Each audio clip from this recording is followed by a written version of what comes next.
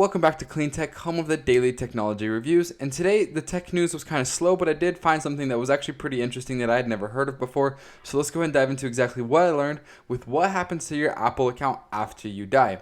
So this is actually something extremely interesting. So I think it was funny. There's two qualifications for this article to be helpful to you. You need to have an Apple device and you will one day die, which everybody's qualified for that. Almost. So basically what this is a lot of people have had a lot of issues with it, and previously Facebook and Google have offered similar settings, but Apple's always required a lengthy process in order to access somebody's account after you die. So example, for if I were to die, before this, Apple would have had to go to court and receive a court order in order to get my Apple information so they could access my emails, my photos, my texts, just memories from me. And there's so much of our life is lived on phones that it seems like quite a bit of important data. And or if you want to remember somebody, there's a lot to remember somebody by in their phone. So I think that's extremely interesting, especially the notes. I think people do put a lot of different thoughts in their notes app. So that's something interesting.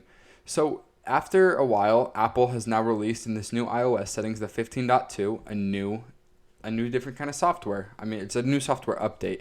And what it is if you go to the settings right here, if you have 15.2, I think they said, 15.2, you go to password and security, legacy contact, and you add a legacy contact, and you put their information in. And what this does is they'll probably get sent a text or some sort of email or something that's saying, hey, you've been chosen to be a legacy contact for this person. So after they pass away, you just have to upload simply their birth certificate, as well as, so here's the process. It says, after you pass away, you will go to digitallegacyapple.com, and there they will log into their iCloud account with the input access key. The person will also have to upload a death certificate, which is then reviewed by Apple staff, including members of its legal team. Every legacy contact you name can request the data. So if you have like mom, dad, brother, sister in your legacy contacts, they can all request the same information, which I think is pretty unique because, like I said, there's actually a lot to remember about our loved ones with the information in their phones. And here's what you can kind of get when you get into the legacy account. You can see their emails, their contacts, their calendars, their photos, their drive, their notes. I think that's probably something pretty cool. I put some information in my notes. Reminders, pages, numbers, and keynotes. So this is just something super interesting that I think we are definitely going to see more of a shift to when it comes to software, because we're going to start entering a generation into which these people actually have a lot of tech now, whereas the previous 20-30 years this wasn't really an issue. But it'll be pretty neat to be able to access your loved ones' photos after they have left.